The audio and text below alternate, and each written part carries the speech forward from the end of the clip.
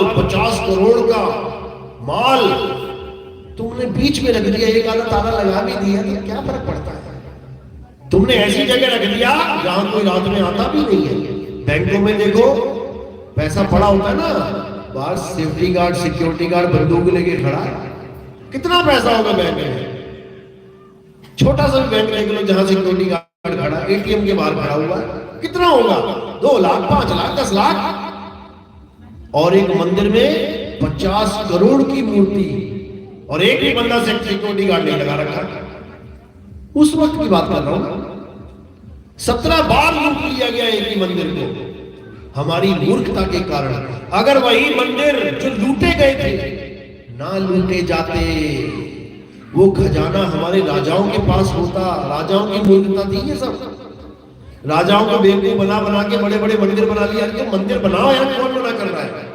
बने हुए मंदिर आज भी खड़े हैं, अच्छी बात है, बना दिया कुछ, लेकिन तुम बीच में मुद्रा को रख रहे हो भगवान बना के। तुम सोने को भगवान बना के रख रहे हो।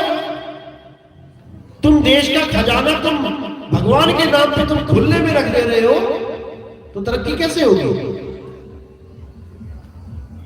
इन्हीं मूर्खताओं के कारण हमारी सोने की चिड़िया आज पीतल की भी चिड़िया नहीं है। भूखमरी पहले पड़ी है। शहर बढ़े जा रहे हैं, बढ़ते जा रहे हैं, बढ़ते जा रहे हैं, और गरीब देखो गांव, ऐसे ऐसे गांव में जहां अभी तक बिजली नहीं पहुंची है। मैं जाता रहता हूं, पूरे भारत में भ्रमण करता हूं मैं। बिहार में ऐसे ऐसे गांव है जहां अभी लाइट नहीं आई है।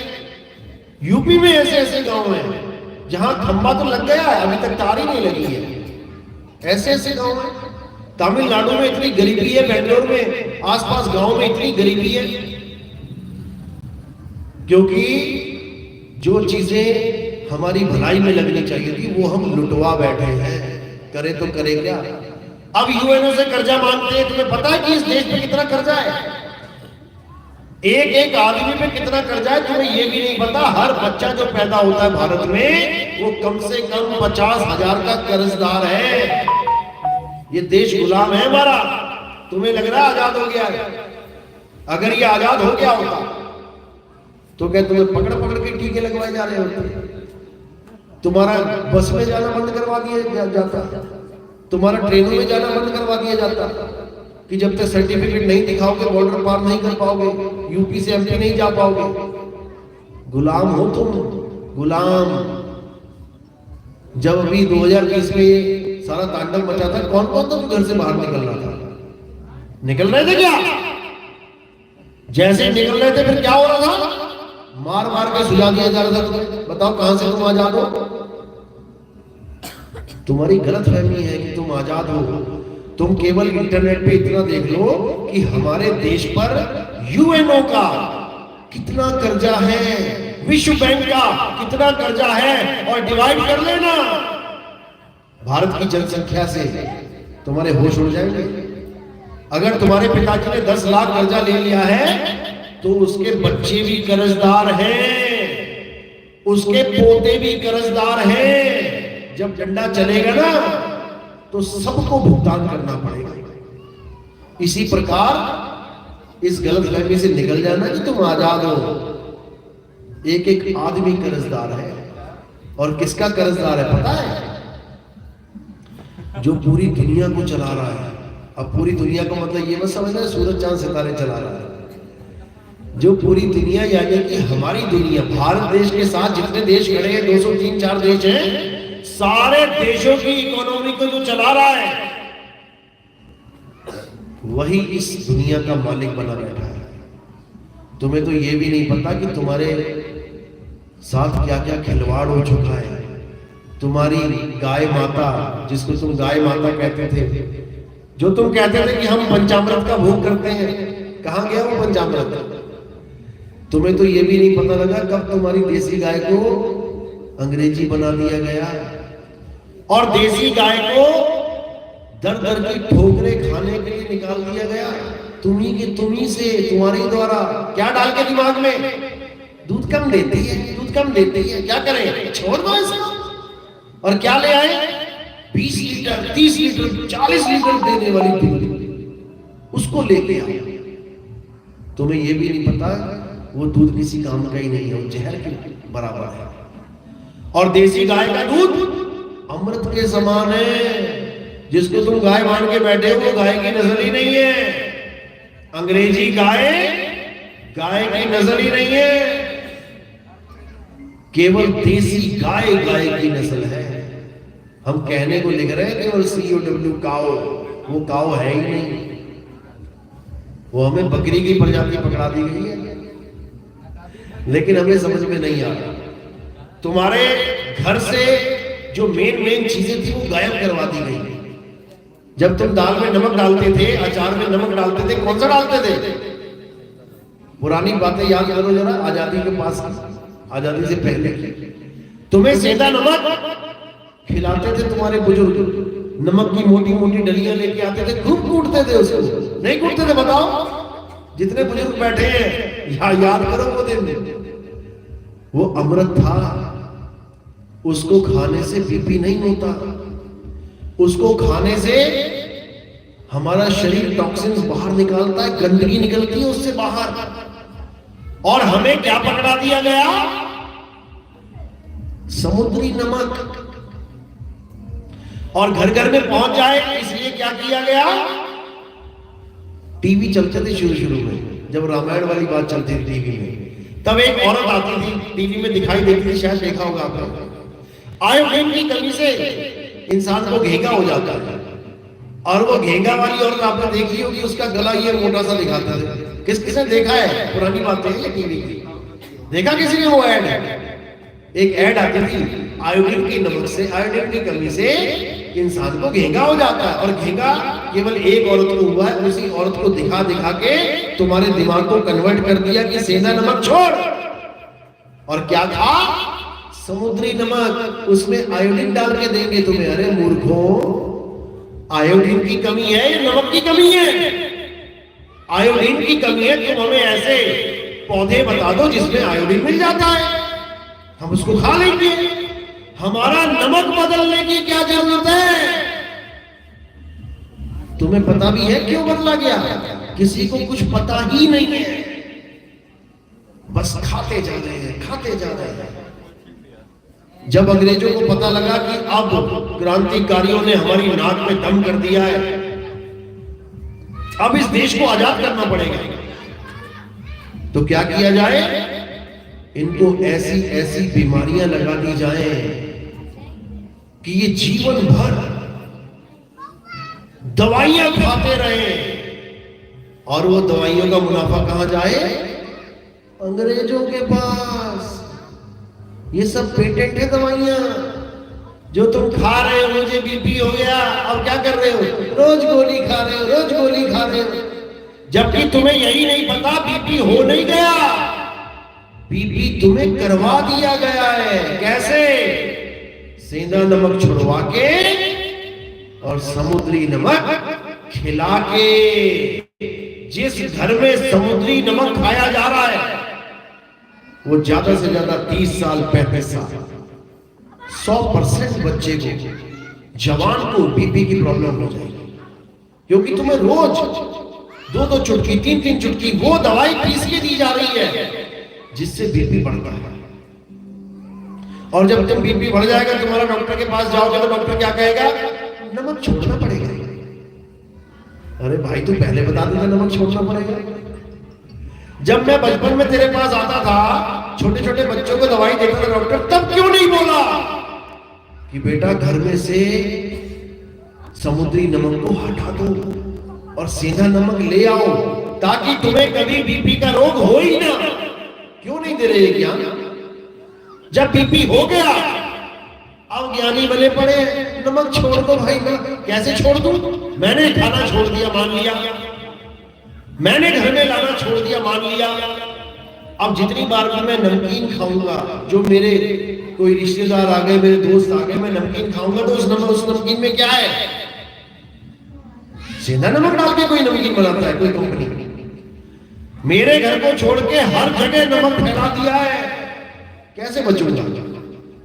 ये सब बहुत तगड़ी जालसाजियां हुई आपके साथ। देसी घी हटा दिया गया। जब बड़े बड़े पहलवान आते थे, सोचो दारा सिंह ने किसको हराया था? पता है किसी को? जो पूरी दुनिया का सबसे बड़ा रेसलर था, पहलवान था, क्या नाम था उसका? कोई खबर नहीं है। दारा सिंह ने सबसे बड़े पहलवान को हराया था, उसका नाम था किंग कॉन्ग। उसको हराया था। कैसे हराया था पता है? इसी देसी गाय की वजह से। वो अंग्रेजी गाय का दूध नहीं पीता था, वो अंग्रेजी घी नहीं खाता था 600 रुपए किलो वाला। तुम सोच रहे हो 600 रुपए किलो में घी ले आया, अब मैं बड़ा ताकतवर हो जाऊंगा। अरे दिल के रोगी हो जाओगे तुम। वही घी तुम्हारे दिल में पड़ जाएगा, ब्लॉकेज हो जाएगी, हार्ट अटैक से मर जाओगे। लेकिन देसी गाय का हेलो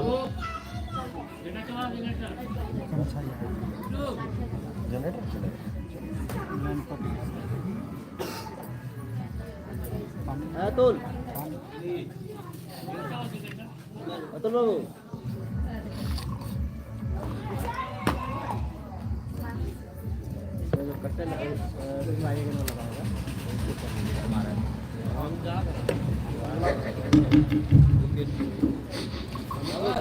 तो जो शुद्ध चीजें थी वो खत्म करवा दी गई बड़ी साजिश के तहत, और तुम्हें मानसिक गुलाम बना दिया गया। अब इस गुलामी को छोड़ देना और सत्य को जानना। जब सत्य को जान लोगे, हर प्रकार की गुलामी से निकल जाओगे, हर प्रकार की गुलामी से दूर हो जाओगे। तुम्हें नहीं पता कि भगवान की पूजा करना भी एक गुलामी है। तुम्हें गुलाम बना दिया गया कि घर से बाहर आ, मंदिर में पूजा कर, पैसा चढ़ा और घर वापस जा। जबकि तुम्हारे घर में भी मंदिर है, तुम्हारे घर में भी मंदिर है जिसमें राम जी, हनुमान जी, कृष्ण जी बैठे हैं। तुम अपने घर में पूजा करके अपने घर में ही पैसे चढ़ा दो भगवान को, तो वो पुण्य नहीं है क्या? उससे भगवान खुश नहीं होगा क्या? वही नोट हमारे घर के अंदर रह जाए तो भगवान खुश नहीं होगा, और वही नोट किसी मंदिर में जाके गले में पड़ जाए तो भगवान खुश हो रहा है। वही पूजा तुम घर में कर डालो तो भगवान खुश नहीं हो रहा। वही पूजा तुम 1000 किलोमीटर जाके उस मंदिर पे जाके करो जहां संचालक बैठे हैं, पूरा इंतजाम करके बैठे हैं, लोग आएंगे, चंदा चढ़ाएंगे, मालो माल हो जाएंगे, वहां भगवान खुश हो रहा है। ये बहुत बड़ी मानसिक गुलामी है, याद रखना इस बात को। बहुत बड़ी मानसिक गुलामी है। कबीर साहब ने जोरदार खंडन किया। अरे पाथर पूजे हरि मिले तो मैं पूजू पहाड़, और वासे ये चाटी भली जो पीस खाए संसार। सुना होगा ये दोहा आपने। अगर हिंदी भाषा का कोई 8वीं 10वीं का बच्चा होगा जिसने हिंदी सब्जेक्ट पढ़ा है तो उसने 100% ये दोहा सुना होगा, लेकिन आज तक नहीं समझ पाया कि कबीर साहब कहना क्या चाह रहे हैं। सारे दोहे पढ़ लिए, सब कुछ कर लिया, फिर भी पाथर नहीं छूट रहा किसी से। क्यों नहीं छूट रहा? कारण क्या है? क्योंकि उसे पता ही नहीं है कि असली भगवान रहता कहां है। तुम्हारे दादाजी की मूर्ति लगा दी चौक पे, लेकिन तुम्हारे दादाजी रहते कहां हैं? मकान नंबर 10, गली नंबर 1। दादाजी का एड्रेस है मकान नंबर 10, गली नंबर 1, लेकिन दादाजी की मूर्ति चौक पे लगा दी। कोई बढ़िया काम किया उन्होंने, इसलिए लगा दी। अब जो भी दादाजी से मिलने आ रहा है वो चौक पे खड़ा होकर हाथ जोड़ रहा है, वो दादाजी से बात कर रहा है, मूर्ति से बात कर रहा है। दादाजी के घर तक गली नंबर 1, मकान नंबर 10 तक पहुंच नहीं पा रहा है क्योंकि उसको एड्रेस ही नहीं पता। अब देखते देखते देखते चौक पे पूरी भीड़ लग गई और दादाजी से कोई भी एक भी मिलने ना पहुंच पाया घर तक। पूरा जीवन बर्बाद कर दिया चौक पे खड़े होके, लेकिन दादाजी का घर का एड्रेस नहीं जान पाया कोई भी कि गली नंबर 1, मकान नंबर 10 है कहां। उस चौक पे लगी मूर्ति के आगे खड़े खड़े पूरा जीवन बिता के चले गए, एक भी मिल ना पाया दादाजी को। बस यही हाल है सबका। जहां परमात्मा रहता है उस एड्रेस को जान नहीं पाया ये इंसान, और जहां जहां परमात्मा की मूर्तियां बना बना के लगा दी, वहीं भीड़ लगा के खड़ा खड़ा पूरा जन्म बिता के चला जाता है, बर्बाद कर देता है इस जन्म को। अब परमात्मा कहां रहता है? अगर ये बताने वाला कोई गुरु मिल जाए, ये बताने वाला कोई भेदी गुरु मिल जाए, तो सारे चौक पे जितने भी लोग खड़े हैं उस मूर्ति को छोड़ के दादाजी के घर पहुंच जाएं। गली नंबर 1, मकान नंबर 10, जो चौक पे नहीं है मेरे भाई, शहर के बीच में है, गलियों के बीच में है। इसी प्रकार जिसको उस परमात्मा का घर ही नहीं पता लगता, वो कहां खोजता है परमात्मा को? मंदिर में, मस्जिद में, गुरुद्वारे में, चर्च में, तीर्थों में, मूर्तों में। और कबीर साहब क्या समझा रहे हैं? मोह को कहां ढूंढे रे बंदे, मैं तो तेरे पास में, ना मंदिर में, ना मस्जिद में, ना काबे कैलाश में। अगर कैलाश में भोले शिव होते तो कितने हेलीकॉप्टर लेके रोज जाके उनसे मिल के आते लोग, लेकिन कैलाश में शिव नहीं है, वो कहीं और है। तो इसीलिए पहले भेदी गुरु की बात को समझो, भेदी गुरु की हर बात को अच्छी तरह समझो, फिर देखो तुम्हें क्या क्या भेद पता लगते हैं। जीवन ऐसा हो जाएगा, ऐसा हो जाएगा कि तुम्हें लगेगा क्या बात है, अब जीवन जीने का मजा आ रहा है। अब समझ में आ रहा है कि आ से आम, का से कबूतर, ये किताबों में नहीं रहते। आ से आम बाग में मिलता है, का से कबूतर आसमान में उड़ता है, ये किताब में नहीं मिलते। किताब में तो केवल उनके चित्र मिलते हैं। आ से आम, आ से अमरूद, ई से इमली, गा से गमला, खा से खरगोश, क्या किताबों में मिलते हैं? कभी किताब में से खरगोश निकलता देखा क्या? कभी किताब में से आम टपकता देखा क्या? कभी किताब में से कोई गन्ना निकल के आया क्या? किताब में केवल उनकी नकल है। कैसा होता है आम? चित्र बना दिया, आगे आम लिख दिया, नाम लिख दिया उसका। लेकिन भेदी गुरु बताएगा कि बेटा ये जो आ से आम तू पढ़ रहा है, ये होता कहां है? ये आम के बाग में मिलेगा, ये आम के पेड़ पे मिलेगा। शाह से शेर होता कहां है? ये तुझे जंगल में मिलेगा। मां से मगरमच्छ होता कहां है? ये तुझे नदियों में मिलेगा। भेदी गुरु वस्तु का एड्रेस बताता है, और नकली गुरु, अधूरा गुरु मूर्तियों की पूजा करवाता है। असली गुरु मूर्ति की पूजा छुड़वाता है और असली भगवान का घर बताता है। दादाजी की मूर्ति से छुड़वाता, अरे ये दादाजी नहीं है, ये उसकी मूर्ति है, छोड़। तो असली दादाजी कहां है? गली नंबर 1, मकान नंबर 10, वहां पहुंच, वहां तुझे असली दादाजी मिलेंगे, जो खाते भी हैं, पीते भी हैं, चलते भी हैं, बोलते भी हैं। ये ना खावे, ना पीवे, ना डोले, ना बोले, इसको समझ बैठे तुम भगवान, जो आज तक तुम्हें आशीर्वाद तक ना दे पाया। हाथ ऐसे तो ऐसे रहेगा सारी उम्र, ऐसे ना कर पाया कभी, उसको तुम भगवान मान गए। कमाल कर दे। एक पत्थर का फूल बना दो बढ़िया सा, अच्छी तरह रख दो, बिल्कुल ऐसा लगे जैसे असली है, और एक असली फूल रख दो। जब तितली आएगी, तितली पता है ना, रंग बिरंगी तितली उड़ती है छोटी सी, जब तितली आएगी तो कहां बैठेगी? पत्थर के फूल पे या असली फूल पे? असली फूल पे। तुम पत्थर का एक या मोम का आम बना दो, बिल्कुल असली लगे, जैसे फिल्म स्टारों की मूर्तियां बना देते हैं मोम की, ऐसा लगता है बिल्कुल असली बंदा खड़ा है। तुम बिल्कुल असली आम बना दो और एक असली आम छील के किनारे रख दो, वो भी छिला हुआ ही बना दो, कोई बात नहीं, पीला पीला बढ़िया रस टपक रहा है।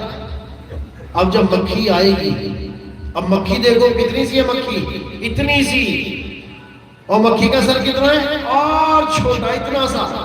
अब सर में दिमाग कितना है, और छोटा इतना सा।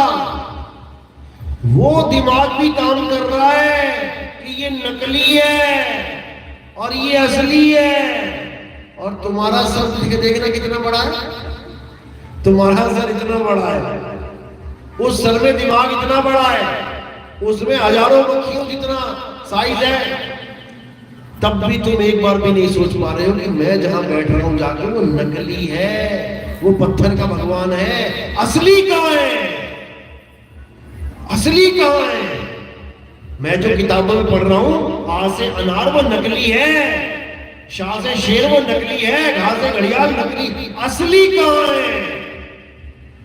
जब असली की खोज शुरू होगी और भेदी गुरु मिल जाएगा तो नकली वाला मसाला छुड़वा दिया जाएगा। ये किताबें छोड़, अब ढूंढ जाके शेर में जंगल, जंगल में शेर। अब समझ में आएगा। तो इसी को कबीर साहब ने और संतों ने समझाया कि जो गुरु 52 अक्षरी नाम देते हैं वो पूरे गुरु नहीं है। जो तुम्हें भगवान का नाम जपवाते हैं वो पूरे गुरु नहीं है। जो तुमसे राम राम राम राम जपवाते हैं, जो तुमसे राधे राधे राधे जपवाते हैं, जो तुमसे ओम नमः शिवाय जपवाते हैं, जो तुमसे अल्लाह अकबर जपवाते हैं, जो तुमसे वाहिगुरु वाहिगुरु वाहिगुरु वाहिगुरु जपवाते हैं, जो तुमसे कोई भी नाम जपवाते हैं वो पूर्ण गुरु नहीं है। तुम्हें प्यास लगती है और तुम्हें ऐसा गुरु मिल जाए जो ये कहे कि बेटा जपो, पानी पानी पानी पानी पानी पानी पानी पानी पानी। गुरुजी कब तक जपना है? बेटा सारी उम्र जपो, सारी उम्र जपो। तो क्या पानी मिल जाएगा? गला गीला हो जाएगा। जब एक छोटी सी वस्तु पानी तुम्हें जपके नहीं मिला तो वो परमात्मा क्या तुम्हें जपके मिलेगा? जब एक छोटी सी वस्तु, चंद पैसे कौड़ियां, वो तुम्हें जपके नहीं मिल रही, उसके लिए भी तुम्हें सुबह घर से बाहर जाना पड़ रहा है, काम करना पड़ रहा है, तब जाके 100 रुपया 200 रुपया 300 रुपया लेके आ रहे हो। जब एक कागज का नोट तुम्हें जपके नहीं मिल सकता, सुबह उठ के बैठ जाओ, 100 रुपए 100 रुपए 100 रुपए 100 रुपए 100 रुपए आ जाए। 100 रुपए तुम्हारे पास आ जाएगा क्या? जब एक छोटा सा कागज का नोट तुम 100 रुपए करके नहीं पा सकते तो तुम्हें किसने बोल दिया कि तुम राम राम करके राम को पालोगे, तुम राधे राधे करके राधे को पालोगे, तुम अल्लाह अल्लाह करके अल्लाह को पालोगे, तुम वाहिगुरु वाहिगुरु करके वाहिगुरु को पालोगे? तुम्हें बेवकूफ बना दिया गया, पढ़े लिखे इंसान को मूर्ख बना दिया गया। अब पाया कैसे जाएगा? वो है कहां? जहां वो रहता है वहां तुमने कभी ढूंढा ही नहीं। तो वाणी क्या कह रही है? अब देखो असली बात पे आए ना, अब डीजे चल पड़ा। अब असली बात बताने जाता हूं, डीजे चल, यही निरंजन का खेल है। जहां कबीरा करे गुरु आई और वहां निरंजन द्वंद मचाई। अब ये द्वंद मच रहा है। अब तुम्हारा ध्यान कहां जा रहा है? डिस्को में।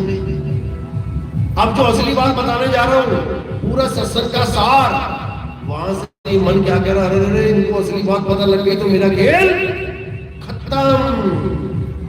ये काल और माया बहुत शातिर है, तुम्हें नहीं पता।